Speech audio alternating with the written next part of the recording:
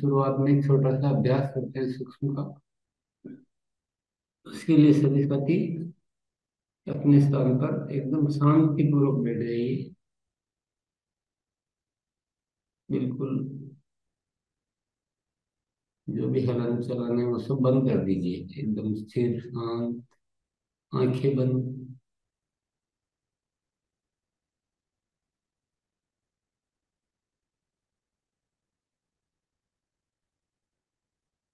आंखें बंद कर लेंगे।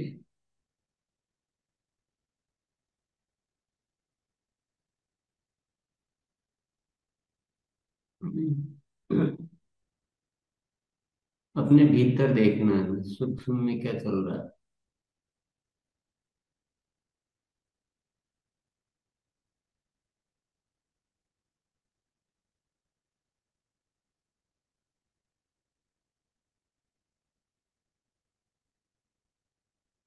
सिर्फ देखना है, करना कुछ नहीं।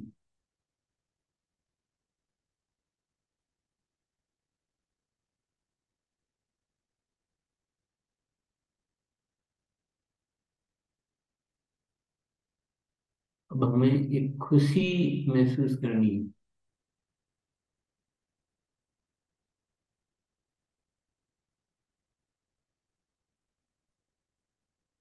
इस जगत में जो भी हो रहा है, जो भी हमारे आसपास है, उनके प्रति कोई भी शिकायत का भाव नहीं रखना। सब बहुत अच्छा है।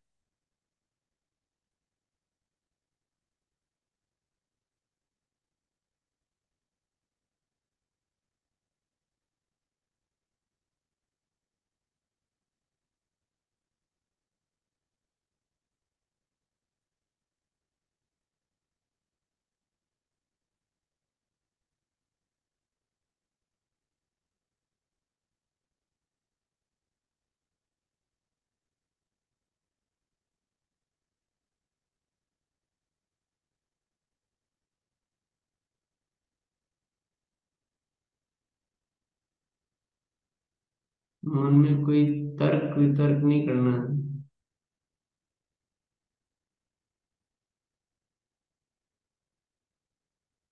केवल अच्छाई के रूप में देखना है सबको।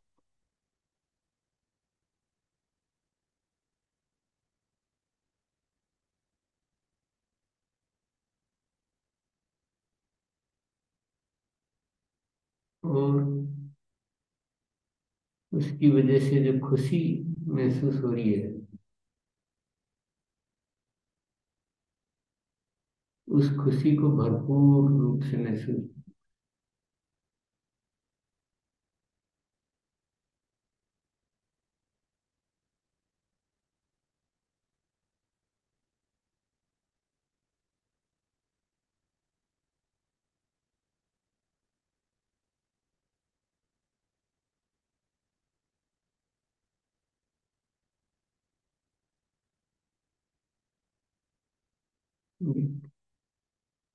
प्यारी सी मुस्कुराहट के साथ धीरे धीरे आंखें खोल सकते हैं।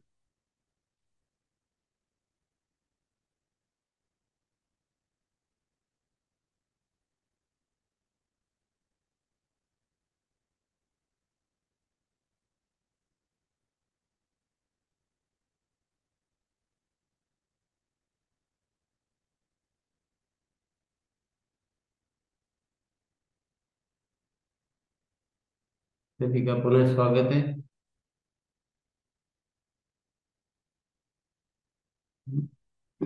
जिस चीज को अच्छा करने के लिए कितना उलझ रहे थे, 2 मिनट में ठीक हो गया। हम्म। समाधान तो हमारे पास ही है सब कुछ। अभ्यास निरंतर करते हैं ना, तो फिर ये हमारे अवचेतन मन की प्रोग्रामिंग में आ जाता है कि हम फिर अच्छा ही देखने लग जाते हैं, ज्यादा बुराई में शिकायत में उसमें नहीं पड़ते। चीजों को सब सामान्य भाव से अच्छाई के रूप में देखने लग जाते हैं। ये जरूर करना चाहिए। ये करना जिंदगी की सबसे बड़ी जरूरत कह सकते हैं। हम सामान्य तौर पे कुछ ऐसी चीजों में उलझे हुए रहते हैं कि जो हमें परेशान करती रहती है, जिनकी वजह से हम दुखी हो जाते हैं, तनाव में आ जाते हैं, लड़ाई झगड़े कर बैठते हैं। तो वही वह करते ही रहते हैं, फिर उन्हीं को ही पोषण करते हैं। सपोज छोटा सा झगड़ा हुआ, तो उसको फिर चार लोगों से उसके बारे में बोलेंगे, देखो उसने कितना गलत किया मेरे से। पोषण हो रहा है अपनी ओर, भीतर की जो दुख की बातें हैं उनको और बढ़ा रहे हैं, अहंकार को बढ़ा रहे हैं, नफरत को बढ़ा रहे हैं।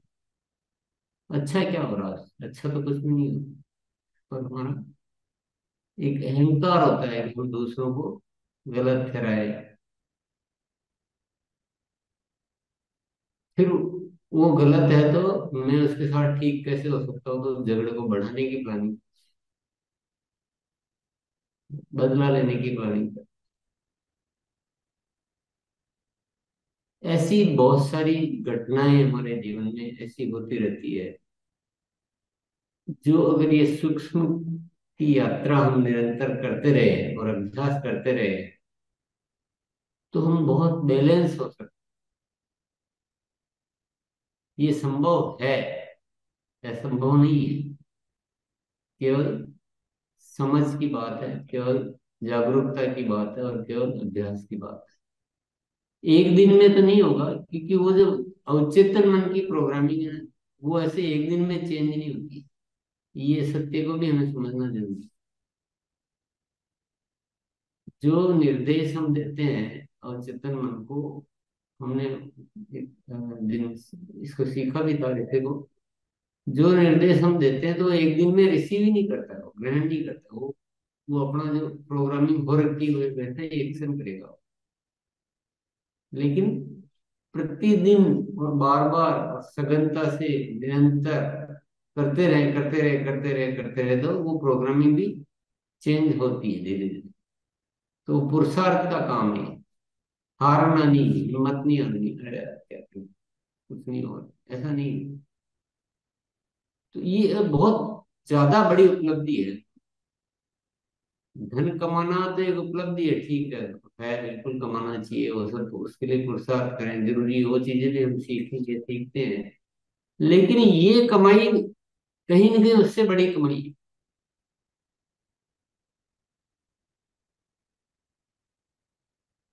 तो इसको अपन जीवन में शामिल करें, कभी भी कर सकते हैं। कभी भी किसी भी स्थिति में यात्रा कर रहे हैं, इंतजार कर रहे हैं किसी का, 10 लोगों के बीच में बैठे हैं, मन थोड़ा सा ऐसा बेचैन सा हो रहा है, तो आंखें बंद की और प्रोग्रामिंग चेंज कर दी मन की। तुरंत देखो, आप एक बार करके देखना है, जब भी आपका कुछ बेचैन जैसा होता है, तो ये सूक्ष्म का थोड़ा सा अभ्यास करो, तो मन को थोड़ा निर्देश दो कि नहीं, सब कुछ ठीक है। और थोड़ा खुशी को भरो। दुख को जैसे इनवाइट कर सकते हैं, तो खुशी को क्यों नहीं कर सकते? दुख को भी तो हम बढ़ा चढ़ा के व्यक्त करते हैं, मेरे जैसा तो कोई दुखी नहीं है। तो अभी ऐसा नहीं करना, मेरा जैसा तो कोई सुखी नहीं है। सुख को भरना, दुख को क्यों भरना, दुख की बातें क्यों करना। तो ये सब हम करेंगे। आज का विषय ले लेते हैं।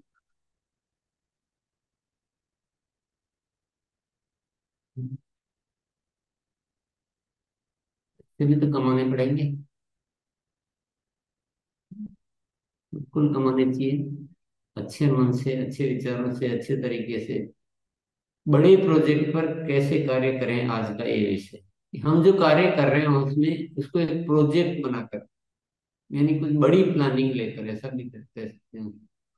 अच्छी वाली बड़ी जरूरत वाली प्लानिंग लेकर कैसे कार्य कर सकते हैं, इस विषय को आज समझेंगे। इसके लिए क्या शुरुआत कैसे करनी पड़ेगी, कुछ साथियों को साथ में लेकर उनसे बातचीत कर कर कुछ ऐसे प्रोजेक्ट तैयार करें जो प्रैक्टिकली होने लायक भी हो। ऐसा भी नहीं कर लेंगे जो प्रोजेक्ट बने हुए ही रह जाएं और हम कुछ कर नहीं पाए। तो ये ध्यान में रखते हुए कुछ ऐसे बड़े बड़े प्रोजेक्ट तैयार कर सकते हैं। उदाहरण के लिए टीम में 10 नए वाइटल साथी तैयार करना है इस बार। ये उदाहरण है, आपके लिए नहीं है, आपको हिंट दे रहा हूँ। वितरण केंद्रों की बिक्री में निरंतर ग्रोथ लाना। चलो किसी की टीम में, चलो इन 4 वितरण केंद्रों में हम इसको बहुत अच्छा करते हैं। प्रोजेक्ट बना लिए 4 वितरण केंद्र टीम में मिलकर, और इनको बढ़िया करेंगे, हम बहुत निरंतर इसमें ग्रोथ लाएंगे। ये सब उदाहरण है। टीम में शामिल होने वाले सभी नए साथियों को सक्रिय करना। चलो एक प्रोजेक्ट बनाते हैं कि अब से जो हमारे ज्वाइनिंग होगी वो एक भी निष्क्रिय नहीं हो पाएगी। हम ऐसा कुछ प्रोजेक्ट बनाते हैं, कुछ ऐसी प्लानिंग करते हैं व्यवस्थित मिलजुल के। टीम में बड़ी संख्या में हाइजीन कैंप आयोजित करना, ऐसा भी बना सकते हैं। आरसीएम गुरुकुल शिक्षा का विस्तार करना। अपनी टीम में जो है ना, इस शिक्षा से हम सारा कार्य करें, पूरी टीम को इस शिक्षा में शामिल करेंगे। तो कार्यशाला में सभी साथियों को शामिल करना इस प्रोजेक्ट के लिए। फिर आपने इसके सब डिवीजन किए। काम करने योग्य विषय वस्तु तैयार करना, इस कार्यशाला से किस विषयों पे काम करना वो तैयार किया।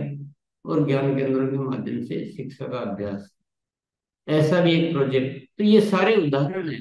प्रोजेक्ट ऐसे सैकड़ों हजारों हो सकते हैं। आपको अपनी स्थिति के अनुसार, अपनी टीम साइज के अनुसार, आपकी टीम की इच्छा के अनुसार और जरूरत के अनुसार वो प्रोजेक्ट आपको तैयार करने पड़ेंगे। तो उदाहरण में मैं सारे नहीं दे सकता। किसी के लिए 4 वितरण केंद्र ठीक है, किसी के लिए एक ही ठीक है, किसी के लिए अभी वितरण केंद्र वाली पोजीशन नहीं बनी है, किसी के लिए क्या, तो अलग अलग हो सकते हैं। पर खूब सारे हो सकते हैं, और ये जरूर बनाने चाहिए। और इन पे काम कैसे करेंगे उससे पहले हम समझ लेंगे प्रोजेक्ट बनाने और सामान्य तरीके से कार्य करने में क्या अंतर है। तो ये हम कर ही तो रहे हैं, इसमें अंतर क्या पड़ा? थोड़ा सा अंतर, थोड़ा सा नहीं, बहुत बड़ा अंतर है। टीम का सहयोग व जिम्मेदारी बढ़ जाती है जब हम ऐसे किसी विषय पर सबसे बातचीत करके और एक प्रोजेक्ट बना लेते हैं, तो सबको उसमें वो भावना भर देते हैं कि नहीं, इस महीने से हमें ये काम बड़े रूप में करना, अच्छे से करना है। तो वो सबका सहयोग भी बढ़ जाता है और जिम्मेदारी भी बढ़ जाती है, क्योंकि वो विषय पे फोकस लोग हैं। आपसी सहयोग से बेहतर प्लानिंग हो पाती है। सब मिलजुल कर प्लानिंग करते हैं तो अच्छी प्लानिंग उसमें हो पाती है, व्यवस्थित प्लानिंग। क्योंकि मिलजुल कर करते हैं, एक का दिमाग क्या, एक का दिमाग क्या चला, तो सब मिलजुल कर एक अच्छी प्लानिंग हो पाती है। बड़े परिणाम लाना संभव होता है। तो अच्छे प्रोजेक्ट बनाए तो बड़े परिणाम भी ला सकते हैं इसमें। प्रोजेक्ट वाले कार्य धीरे धीरे स्थायी गतिविधि में शामिल हो जाते हैं। सबसे बड़ा फायदा क्या होता है? पहले तो हमने प्रोजेक्ट बनाकर कोई कार्य शुरू किया जो पहले मान लो उतना नहीं होता था, लेकिन अब ये कार्य पर वो धीरे धीरे प्रैक्टिस में आ जाता है, तो वो स्थायी गतिविधि बन जाती है। तो ये एक बहुत बड़ा फायदा होता है। मान लो ज्वाइनिंग सक्रिय करने का प्रोजेक्ट बनाया, तो अभी तो उसके लिए आपने विभिन्न तैयारियां की, कुछ होम मीटिंग पढ़े, ज्ञान केंद्र खोले, किया जो भी किया, लेकिन बाद में वो सारी चीजें परमानेंट होने लग जाती है, तो वो बहुत बड़ा लाभ मिलता है और अधिक ऊर्जा से कार्य हो पाता है।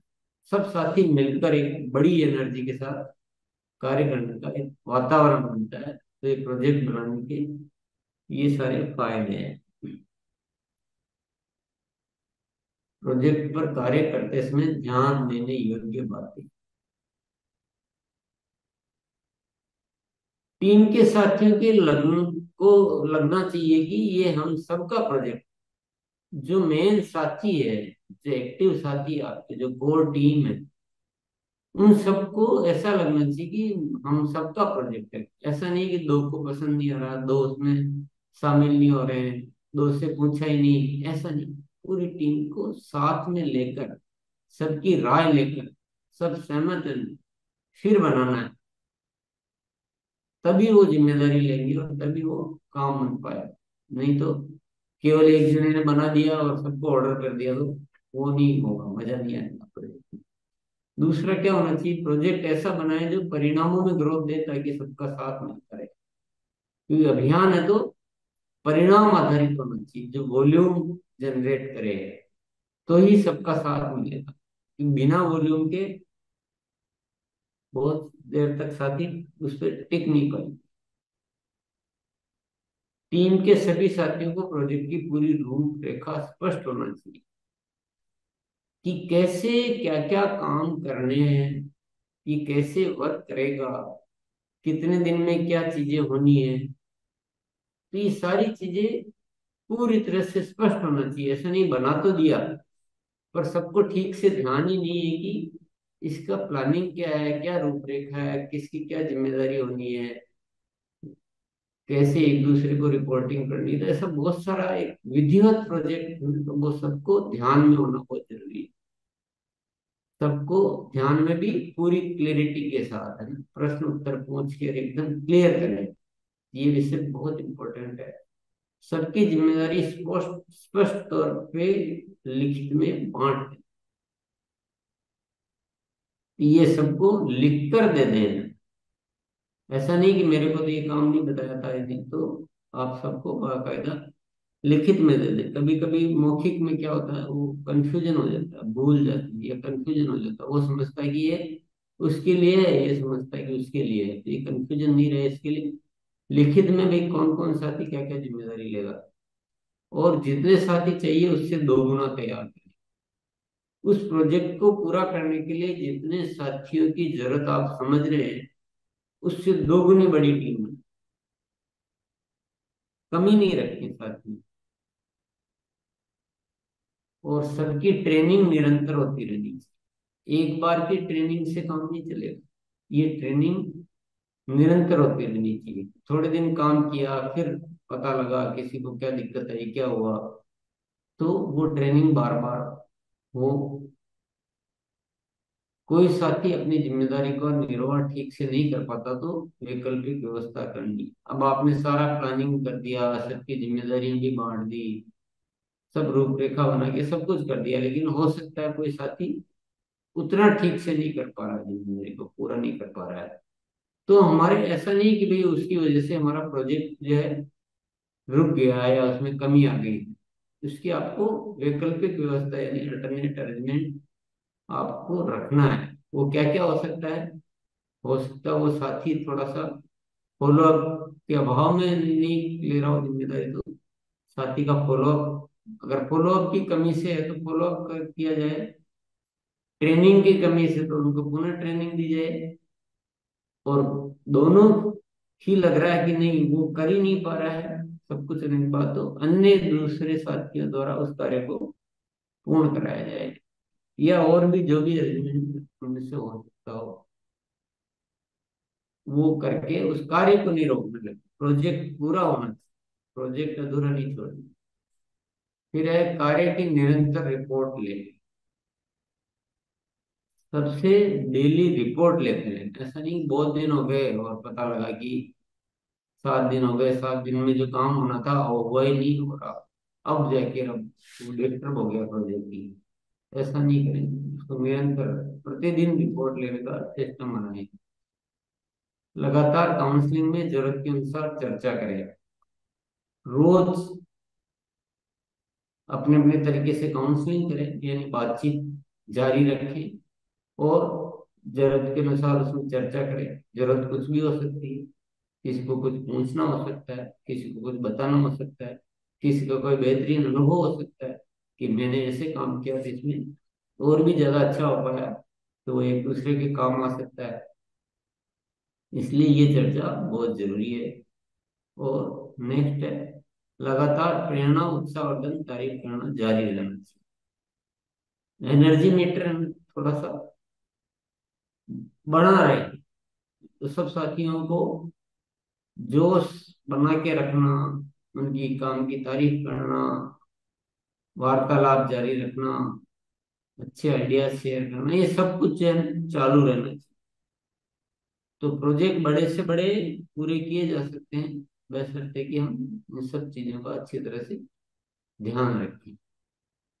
और नेक्स्ट है, तैयारी व प्लानिंग से जल्दी संतुष्ट नहीं होने, बेहतर से बेहतर करते जाएं। उस प्रोजेक्ट के लिए जो भी आप तैयारी करेंगे, ऐसा नहीं मानने की मैंने बहुत बढ़िया तैयारी कर ली या हमने बहुत बढ़िया तैयारी की। आप कितनी भी बढ़िया कर ली हो, आपको हमेशा के लिए कुछ और थोड़ा इसमें अच्छा सोचना है और अच्छा कुछ न कुछ इसमें ऐड करते जाना। प्लानिंग से, इसी तरह से प्लानिंग से भी संतुष्ट नहीं होना है और बेहतर से बेहतर करते जाएं। नेक्स्ट है, हर तैयारी में व हर प्लानिंग में अतिरिक्त को इससे शामिल करें। अतिरिक्त का ज्यादा तो हम समझ ही चुके हैं। अतिरिक्त तैयारी, अतिरिक्त प्लानिंग जितना चाहिए उससे बहुत अतिरिक्त अतिरिक्त करें बिल्कुल। और नेक्स्ट है, फॉलो अप में भी अतिरिक्त करेंगे करवाएं।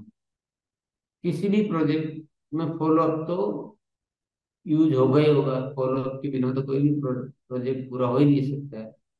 तो जितना फॉलो अप चाहिए उससे अतिरिक्त फॉलो अप, प्रभावशाली फॉलो अप, लगातार फॉलो अप। तो वो जो फॉलो अप के जो सिद्धांत है, उन सिद्धांतों को पूरी तरह से पालन करें। तो अतिरिक्त वाला और फॉलो अप का सिद्धांत हमें जरूर पालन करना है।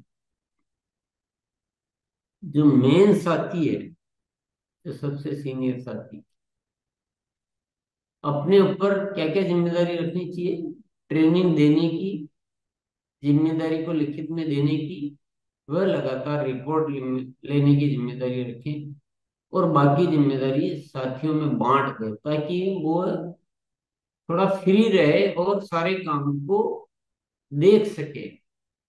खुद भी कहीं ना कहीं बिजी हो गया और रिपोर्ट ही नहीं ले पा रहे हैं, जिम्मेदारी का वितरण ठीक से नहीं हो पा रहा है, साथियों को ट्रेनिंग से ठीक से नहीं दे पा रहे हैं, तो हम खुद अगर व्यस्त हो गए बहुत ज्यादा और ये चीजों में कमी रही, तो प्रोजेक्ट में दिक्कत आई। तो अपने को फ्री रखने की कोशिश करें। कोई काम हमको ज्यादा आता है तो हम सिखा दें। ऐसा नहीं कि मैं अच्छा कर सकता हूँ तो मैं कर लूँ, ऐसा नहीं। सीखो, अभ्यास करो। थोड़ा सा टाइम लगता है तो पहले टाइम ले लो ट्रेनिंग का, कि 5 दिन पहले हम सीखेंगे, उसके बाद काम चालू करेंगे, जो भी है। नेक्स्ट है, एक साथ ज्यादा व बड़े प्रोजेक्ट बनाए ताकि सभी में गंभीरता भी आए व बड़े परिणाम भी लाए जा सके। ऐसा नहीं कि एक साथ एक ही प्रोजेक्ट हम बना सकते हैं, एक साथ बहुत सारे प्रोजेक्ट बना सकते हैं जो एक दूसरे से संबंधित होते हैं, एक दूसरे से जुड़े हुए जो रहते हैं। वो ऐसे एक साथ ज्यादा प्रोजेक्ट भी बना सकते हैं, बड़े प्रोजेक्ट भी बना सकते हैं, ताकि सब बिजी हो अपने, सबको थोड़ा सा लगे और रिजल्ट भी बहुत बढ़िया लाए जा सके। एक साथ ज्यादा में जैसे हो सकता है कि हम वितरण केंद्रों की सेल की ग्रोथ का प्रोजेक्ट बना रहे हैं, उसी के साथ हमने डायमंड क्लब की संख्या का बना दिया, ये सेल की ग्रोथ। उसी के साथ हमने ज्वाइनिंग को सक्रिय करने का बना दिया, उसी समय हमने प्रोडक्ट ट्रेनिंग का बना दिया, क्योंकि वो सारी चीजें उसी से तो जुड़ी हुई, वही तो गतिविधियां होंगी। तो ऐसे एक साथ ज्यादा प्रोजेक्ट बनाकर हम काम कर सकते हैं।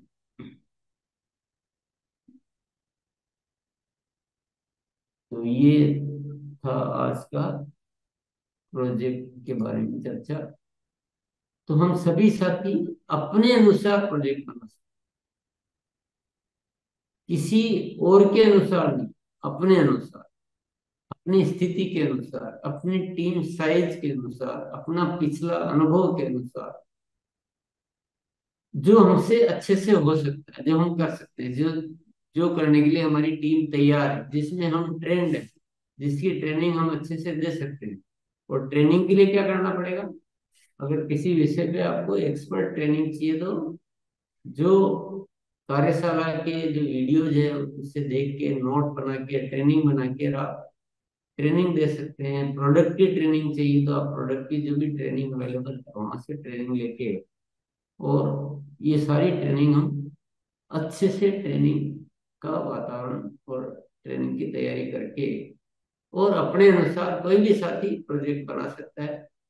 पर ये प्रोजेक्ट बनाने से हम हमारा जो अभियान में जो हमें गति चाहिए, जो प्रोग्रेस चाहिए, जो स्पीड चाहिए, जो ग्रोथ चाहिए, वो हम आराम से ला सकते हैं। ऐसा नहीं कि आप प्रोजेक्ट नहीं बनाते हैं, आप डेफिनेटली प्रोजेक्ट बनाते हैं, पर इनमें इन सारी बातों का ध्यान में रखते हुए अच्छे से प्रोजेक्ट को सक्सेसफुली उसको करने की रणनीति बनाकर और प्रोजेक्ट बनाकर कार्य करने, ये मैं सभी से गुजारिश करता हूँ।